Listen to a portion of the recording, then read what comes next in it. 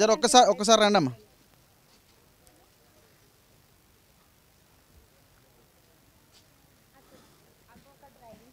So ఇది hostel entrance లోపలికి వచ్చిన తర్వాత సో మనం ఆ లోపలికైతే వెళ్ళడానికి అవకాశం లేదు. సో వీళ్ళు చెప్తున్న సిచ్యువేషన్ చూస్తుంటే సో ఇంత దారుణంగా ఉందని చెప్పి ఇక్కడికి రావాల్సి వచ్చింది. ఇక్కడ చూడండి మొత్తం డ్రైనేజ్ అంతా బ్లాక్ అయిపోయిన ఇది కనబడుతున్నది. ఒక్కసారి చూడండి, ఇదంతా డ్రైనేజా? సో చూడండి ఇలా కుక్కలు చూడండి ఒక్కసారి.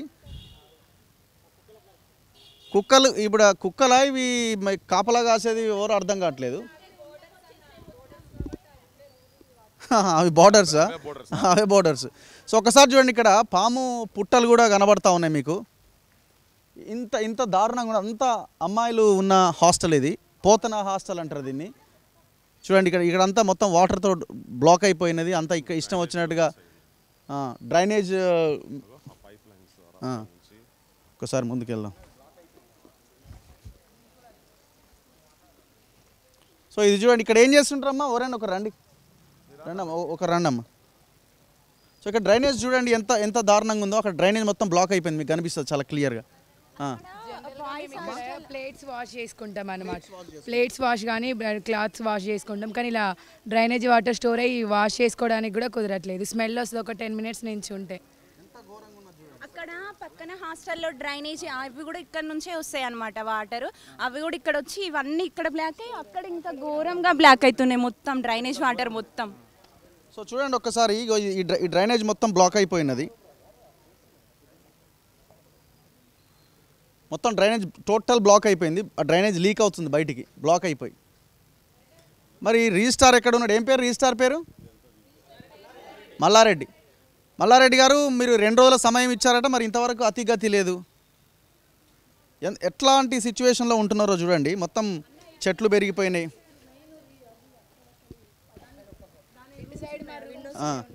ఇప్పుడు ఈ కుక్కలు మీకు ఏమి భయం అనిపించదా? మీదికి వస్తున్నాయి అన్న, అవి మీదికి ఎట్లా మేము నడుచుకుంటూ వస్తానా?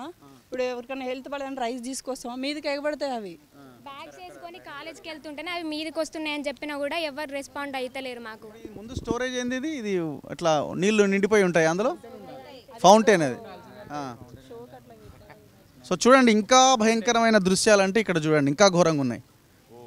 సో ఏమనిపిస్తున్నది మీకు? అంటే ఇది పరిస్థితి చూస్తూ ఉంటే పృథ్వీరాజ్ గారు ఈ అంతే ఏదో బై డిజైన్ మొత్తం క్లోజ్ చేసే పరిస్థితి ఉన్నది. ముఖ్యమంత్రి ఏదో వాస్తు మంచి లేదని పాపం ఆయన మొత్తం సెక్రటేరియట్ రాకుండా ఎక్కడో తయారు చేపిస్తుంది. మొత్తం ఫ్లోర్ అంతా తీపిచ్చేస్తుంది సెక్రటేరియట్లో.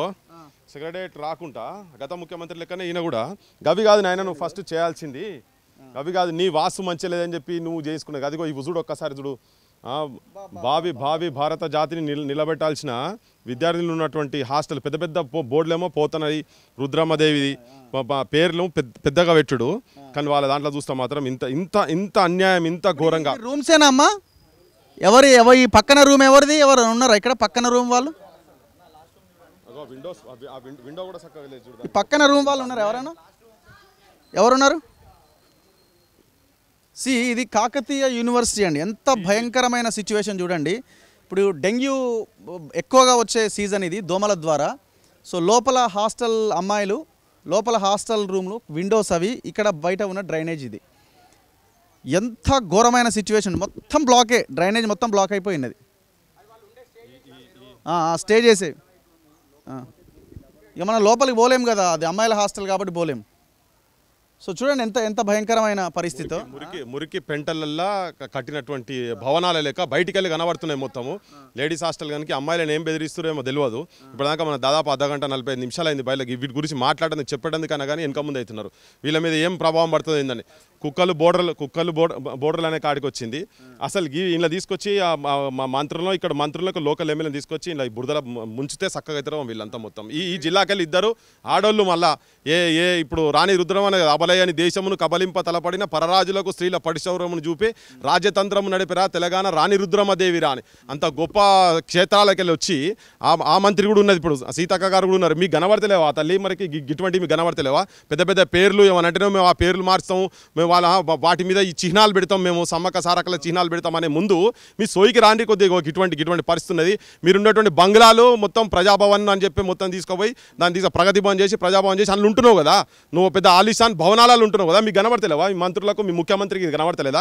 ఇంత అధ్వానంగా గిన్నెలు ఎవడు ఉంటాడు? మీరు తీసుకొచ్చి ఇలా ముంచితే అర్థమవుతుంది. ఆ ముఖ్యమంత్రిని మంత్రులను ఇక్కడ ఉన్నట్టుగా వాళ్ళని ఏమంటారు, ఇలా పందులు బొరలే కాడ తీసుకొచ్చి హాస్టల్ కట్టి పీజీలు చదువుతున్నటువంటి పిల్లలను తరగతి గడులనే భారతదేశ భవిష్యత్తు ఉంటుంది అని అంటే ఇట్లున్నది వీళ్ళ పరిస్థితి. వీళ్ళు ఉండే కాడ సౌకర్యం. నాకు తెలిసి ఈ వీడియో చూసిన తర్వాత సింపుల్గా వాళ్ళు ఏం చెప్తారంటే మొన్ననే కదా వచ్చింది మేము అని అంటారు. సో దయచేసి ఇది అయిపోయిందిగా, ఈ సినిమా స్టోరీ అయిపోయింది, మీరు ఎక్కువ కాలం దీన్ని ఇంకా పొడిగించలేరు.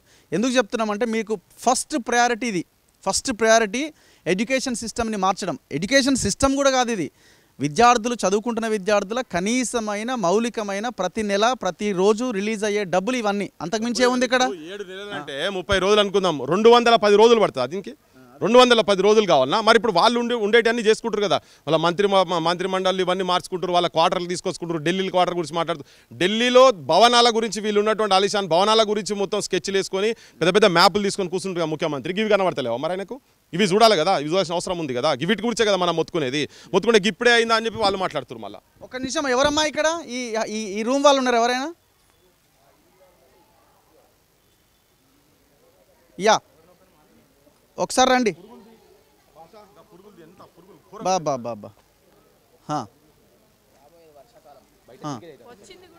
ఇప్పుడు ఈ మందు బాటిల్స్ ఉన్నాయి ఏందమ్మా ఇవన్నీ ఎక్కడ? గతంలో బాయ్స్ హాస్టల్ ఉండేనా? ఏమందంటే ఫస్ట్ ఎయిడ్ క్లీనింగ్ అవి చేసి ఉంటుంది. అది లేదు, అవి కాదు, ఇక్కడ లిక్కర్ బాటిల్స్ కూడా పాత అనుకుంటా అంతకు. ఓకే, ఇప్పుడు ఎట్లా అమ్మా ఆ రూమ్స్ అక్కడే ఉన్నాయి, ఎట్లా ఉంటున్నారు అక్కడ? స్మెల్ వస్తుంది, అంత ఉండలేకపోతున్నాం, స్మెల్ వస్తుంది, దోమలు. ఇక్కడే మొత్తం మురుగు ఉన్నది, మీరు అక్కడ అదే రూమ్ 10 minutes కూడా ఉండలేకపోతున్నాం. నైట్ అంతా ఎట్లా పడుకుంటారు? ఎట్లా హాస్టల్ చేసినా కూడా వాళ్ళు ఏం క్లీన్ చేయట్లేదు, ఇంకా అడ్జస్ట్ అయిపోతున్నాం, ఏం చేయలేదు. ఓన్లీ ఫస్ట్ ఇయర్ స్టూడెంట్స్ ఉంటున్నారా? లేదు, సెకండ్ ఇయర్ వాళ్ళు కూడా ఉంటున్నారు. సెకండ్ ఇయర్ వాళ్ళైనా కంప్లైంట్ చేసి ఉంటారా గతంలో? ఎప్పటి నుంచి? చాలాసార్లు చేశారు కానీ నో రెస్పాన్స్. ఉండడం కూడా కష్టమే కదా. అనిపిస్తుందా ఎందుకు యూనివర్సిటీకి వచ్చి సీట్ వచ్చింది, ఎందుకు చదువుకుంటామని ఏమైనా అనిపిస్తున్నది? అప్పుడు అనిపించింది. స్టడీ పర్పస్లో అయితే మంచిగా ఉంది కానీ ఫెసిలిటీస్ ద్వారా చాలా ఉండలేకపోతున్నాం. ఓకే, సో చాలా దారుణం ఇది పోతన హాస్టల్లో ఉన్న సిచ్యువేషను, అమ్మాయిల హాస్టల్ ఇది. మీరు మనుషులైతే, మేము గతంలో కూడా ఇదే మాట మాట్లాడినా, ఇప్పుడు కూడా ఇదే మాట మాట్లాడతాం. మీరు మనుషులైతే మీ ఇంట్లో మీ భార్యలు మీ పిల్లలు ఇదే పరిస్థితిలో ఉంటే వదిలేసేయండి, లేదు మీ భార్యలకన్నీ ఫోటో చూపించండి. ఎవరు అధికారంలో ఉన్నవాళ్ళు, మీరు గతంలో మేము చేసినాం కదా అంటే మరి ఇప్పుడు మీరు కంప్లీట్ చేయాలి కదా దీన్ని. 2 రోజుల్లో మేము సార్ట్అవుట్ చేస్తామని చెప్పిపోయిన మల్లారెడ్డి రిజిస్టారు ఇంతవరకు అతిగతి లేడట. 3 రోజులు అవుతుంది, 27వ తారీఖు, ఇలా 1వ తారీఖు ఒకటేనా? ఇలా ఫస్ట్ 27 అయిపోయింది, 28 పోయింది, 29 పోయింది, 30 పోయింది, ఇలా 1 4 రోజులు అయిపోయింది. మరి ఎక్కడ ఉన్నాడు? వీళ్ళు ఏం చెప్తారంటే పైసలు లేవు, బడ్జెట్ లేదు. మరి గవర్నమెంట్ ఏం చేస్తుంది? సో ఇది చాలా దారుణమైన విషయము. ఎందుకంటే మొత్తం యూనివర్సిటీలు కొలాప్స్ చేయాలన్న ఒక ఆలోచన ఉన్నట్టు కనిపిస్తూ ఉంది. విద్యాశాఖ మంత్రి రేవంత్ రెడ్డి ముఖ్యమంత్రి మీ దగ్గరే ఉన్నది, తక్షణం స్పందించాలని మేము ఇంకా రిక్వెస్టే చేస్తున్నాం. డిమాండే అనుకోండి, రిక్వెస్ట్ అనుకోండి, ఇంకేమైనా అనుకోండి. మీరు ఇంకా దీన్ని ఇంకొక వారం 10 రోజుల్లో కనుక దీన్ని సెట్ చేయకపోతే మూమెంట్ ఎట్లీస్ట్ అంటున్నా 24 అవర్స్లో ఇమీడియట్గా కూర్చోండి. ఆడపిల్లలందరినీ ఇళ్ళల్లో పూలలుగా పెంచుకొని గార్వంగా పెంచుకొని వచ్చి గలీజ్ కొంపలలో పడేసినట్టు ఉన్నది. ఇప్పుడు ఇది చూస్తుంటే సిగ్గు అనిపిస్తలేదా? నీ బిడ్డలో మీ ఇళ్ళల్లో ఉండేది ఉంటే మీ కొద్దిగా సోయి ఉండాలి కదా. అసలు వీళ్ళు ఎంతో అంటే అసలు ఈ కాకతీయ యూనివర్సిటీలో అడ్మిషన్ వచ్చుడు అనేది ఎంతో స్ట్రగుల్తో వచ్చినటువంటిది కదా. అంతా ఎంతో డ్రీమ్ కమ్ ట్రూ వీళ్ళకందరికీ, ఇక్కడ ఉన్న వాళ్ళందరికీ. కొన్ని లక్షల మంది మా ఆడపిల్లలలో వీళ్ళు వచ్చి ఇక్కడ దానికంటే 30 లక్షలకు స్టూడెంట్స్ బడిలకి వెళ్ళి బయటకు వచ్చిన యూనివర్సిటీ స్థాయికి వచ్చినప్పుడు కొన్ని వందలలో మాత్రమే ఉంటారు. అంటే క్రీమ్ ఆఫ్ తెలంగాణ మొత్తం ఇక్కడికి ఉన్న తర్వాత ఈ క్రీమ్ మొత్తం వచ్చిన వాళ్ళు ఈ బురదల కుంపలలో పట్టుకొని కూర్చొని ఓదికు స్టాఫ్ లేదు, టీచింగ్ స్టాఫ్ లేదు. ఇక వాళ్ళు ఉండే పరిస్థితుల్లో కనీసం ఎన్ని పురుగులు, అసలు కొన్ని వేల పురుగులు కనబడుతున్నాయి ఇక్కడ.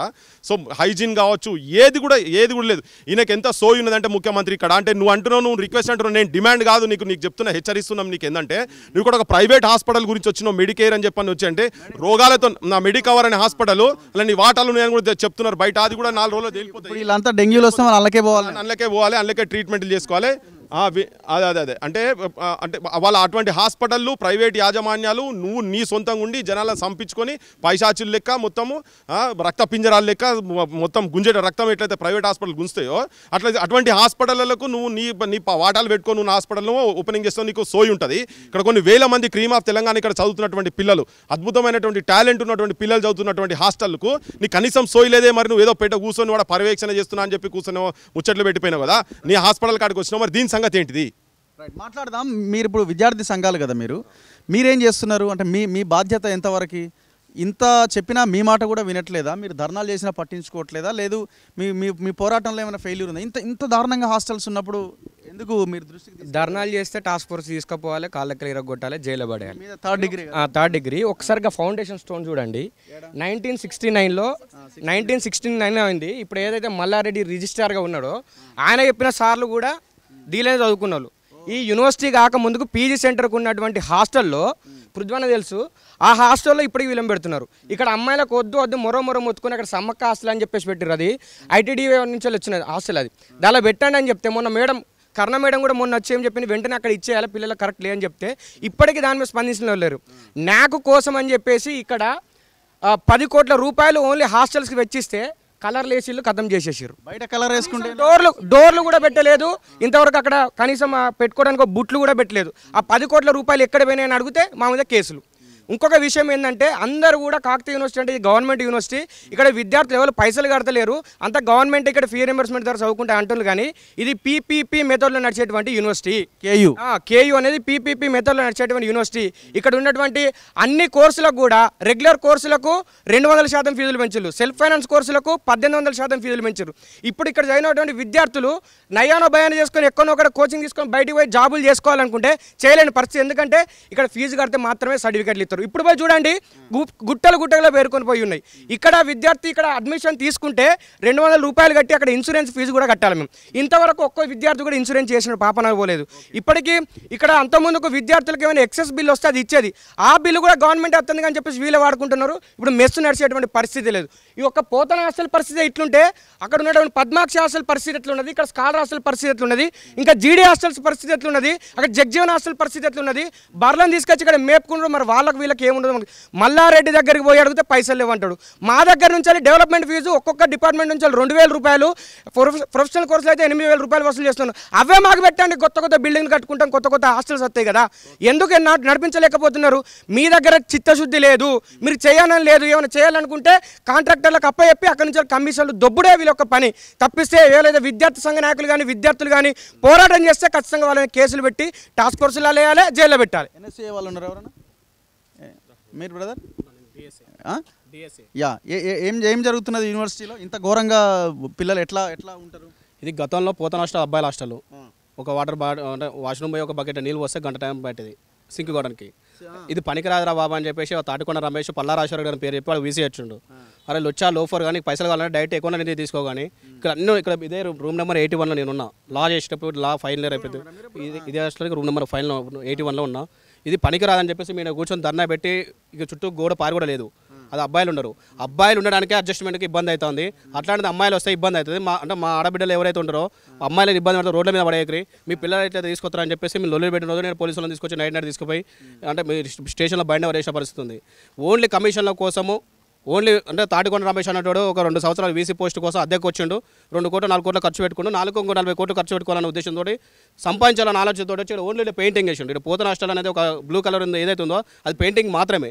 ఆ తర్వాత ఈ గోడవతలు పోయి చూస్తే ఏం లేదు, పెచ్చులు ఊడిపోయి అమ్మాయి తలకాయ మాత్రమే పోయింది కానీ ఇంకా అది మెడకోలు లేకపోతే అనేది ఆమె ప్రాణం పోయేది. కాబట్టి మొత్తంగా టీఆర్ఎస్ గవర్నమెంట్లో జరిగినట్టు ఏదైతే తప్పిదాలను వాటిని కప్పిపుచ్చుకోవడం కోసం కాంగ్రెస్ పార్టీలో నాయకులైనా చేరుతారు. ఆ సమస్యలను ఏది పట్టించుకోకుండా అని చెప్పేసి ఇప్పుడు మొత్తం కూడా దాన్ని అట్లా పోలరైజ్ చేస్తూ ఉన్నారు. ఈ యూనివర్సిటీ లోపల ఫండింగ్ బడ్జెట్ ఇవ్వట్లేదు. యూనివర్సిటీలో రాష్ట్రం కానీ కేంద్రం కానీ బడ్జెట్ ఏమి ఇవ్వట్లేదు. ఎన్ని అయింది ఇప్పుడు ఈ అమ్మాయిల హాస్టల్గా మార్చి? దాదాపు ఫిబ్రవరిలో వచ్చారు ఇక్కడ వీళ్ళకి. ఫిబ్రవరి మొన్ననేనా? ఈ ఇయర్ 2024 ఫిబ్రవరి. అంతమంది బాయ్స్ అంతమంది బాయ్స్ హాస్టలే. అసలు యాక్చువల్గా అబ్బాయిలకు ఇచ్చినా ఏదో రకంగా ఉంటుండే, తీసుకొచ్చి చిన్న చిన్న పిల్లలు అమ్మాయిలను పెట్టడం అన్నది చాలా దారుణం కదా. ఆల్రెడీ వీళ్ళు కంప్లైంట్ చేస్తూనే ఉన్నారు కదా. బేసిక్ అసలు డ్రైనేజ్ ఇప్పుడు చేస్తే గంటలు కూర్చోవాలని చెప్పి బకెట్ నీళ్ళు పోయేందుకు గంట కూర్చోవాలన్న తర్వాత వీళ్ళు కాబట్టి ఎవరు కంప్లైంట్ చేయరని. ఇప్పుడు ఇన్ని రోజుల నుంచి వాళ్ళు ఉంటున్నారు కదా, ఫిబ్రవరి నుంచి వాళ్ళు ఉంటారు, ఎవరు కంప్లైంట్ చేస్తారు ఆడపిల్లలు అయితే ఎవరికి చెప్పుకోరని. ఇలా ఫ్యాన్ ఇన్సిడెంట్ జరిగింది, బయటకు వచ్చింది కాబట్టి వచ్చింది. ఒకవేళ కింద జరిగిన కన్ను పోతుండే కదా. ఇప్పుడు అందుకనే వాళ్ళు మాట్లాడాల్సిన సిచ్యువేషన్ వచ్చింది. ఆడపిల్లలకి ఇస్తే పడి ఉంటుంది పర్వాలేదు అన్నట్టుగా. ఇప్పుడు ఇన్ని రోజుల తర్వాత కనీసం విజువల్స్ ఎవరికి తెలియలేదు కదా, మనకు కూడా తెలియదు. నెలలు వాళ్ళు అట్లే వాటిలోనే ఉంటున్నారు కదా మురికుంపలల్లా. వీళ్ళకి వాటర్ రాకుండా అక్కడ నింపి పెడితే మేమే తెచ్చుకున్నాం. ఇక్కడ దీనికి కరెంట్ కట్ చేస్తే వీళ్ళు ఐడియా చేసిన పిల్లలు ఉంటే వాళ్ళే కరెంట్ ఇచ్చుకున్నారు. ఆపితే మమ్మల్ని అందరినీ ఇంటికి పంపించేసి అప్పుడు 2 నెలలు సెలవులు ఇచ్చి ఇది కట్టేసి. సో ముక్కులు మూసుకోవాల్సిన పరిస్థితి, మనం నిలబడలేకపోతున్నాం ఇప్పుడు. అందుకే ఇప్పుడు గవర్నమెంట్లో ఉన్న లోకల్ ఎమ్మెల్యేలను ఒక 2 గంటలు ఇక్కడ నిలబెట్టాలి. వాళ్ళని వాళ్ళ ఫ్యామిలీ మెంబర్స్తో సహా ఇక్కడ నిలబడి మీరు ఇక్కడ చెట్ల కింద వీసీ కర్చీఫ్ కట్టుకొని తిరిగినా కర్చీఫ్ కట్టుకొని తిరిగిండు. నువ్వు ఒక 5 మినిట్స్ ఉండలేకపోతున్నావు, మేము ఇక్కడే ఉండాలి, ఇక్కడే తినాలి, ఇక్కడే పండాలి, మేము ఎట్లా ఉండాలంటే చేపిద్దాం, మట్టి పోపిద్దాం, అది పోపిద్దాం, చేపిద్దాంలే అన్నారు. కానీ ఇంతవరకు ఏ రెస్పాన్స్ లేదు. ఉన్నారో వాళ్ళు పీకిరో కూడా అర్థం కావట్లేదు. ఎట్లా మీరు ఏం చేద్దామని అంటే మాలాంటి వాళ్ళకి ఏం సూచిస్తారు మీరు? ఏం లేదన్నా, మేము టైం ఇచ్చినాం 2 డేస్. మేము ఈరోజు ఈవినింగ్ గేట్ దగ్గర కూర్చుందామని ఫిక్స్ అయిపోయినాం. 6 o'clockకి అందరూ కాలేజ్కి వెళ్ళి వస్తారు, గేట్ దగ్గర కూర్చుందని ఫిక్స్ అయినా. ఇంతలోపు మీరు వచ్చారు. మరి వాళ్ళు వచ్చి మాకేమన్నా చెప్తారా లేదా ఏం చేస్తారా తెలియదు. ఏం చెప్పినా వాళ్ళు చేస్తారని అయితే నమ్మకం లేదు మాకు. ఆ పనులు చేస్తారని నమ్మకం లేదు, ఎందుకంటే ఆల్రెడీ 3 days కంప్లీట్ అయింది కాబట్టి వాళ్ళు చేస్తామన్నా కానీ మాకు నమ్మకం రాదు. ఇది ఒక్కటే కాదు, ఇప్పుడు మెస్ దగ్గర అయినా సరే ఈరోజు ఫుడ్ బాగాలేదు అది ఇదేమని చెప్తే నువ్వు ఏ డిపార్ట్మెంట్, నీ మెస్ నెంబర్ చెప్పు, నువ్వు ఏ క్లాసు ఏ ఇయర్ అని చెప్పి బెదిరిస్తున్నారు అనమాట. అందుకే అమ్మాయిలు చెప్పడానికి ఫస్ట్ మెస్ నెంబర్ రాసుకుంటారు. బెదిరిస్తున్నారా? బెదిరించుడేంది, మెస్ నెంబర్ రాసుకున్నారు, మొత్తం లిస్ట్ తీసుకొని క్యాన్సిల్ చేస్తా అన్నారు. నువ్వేం చేసుకుంటావు చేసుకొని మేము అట్లనే అన్నాం. ఆ రాధిక మేడం అంటే ఎప్పుడు మధ్యాహ్నం తినేటప్పుడు వస్తుంది. ఆ రిజిస్టర్ కూడా నిన్న చికెన్ కాబట్టి వచ్చిండు, మమ్మల్ని ఎవరిని కూడా అడగలే. డైరెక్ట్ లోపలికి వెళ్ళిపోయిండు, ఆ గిన్నెలో అవి చూసుకుని డైరెక్ట్ వచ్చేసిండు. కర్రీ ఎట్లుందమ్మా, మరి ఎంత వస్తుంది, ఎంత క్వాంటిటీలు ఇస్తారని ఆయన అడగడం కూడా అడగలేదు. దారుణంగా ఉంటుందమ్మా, ఘోరంగా ఉంటుంది అన్న.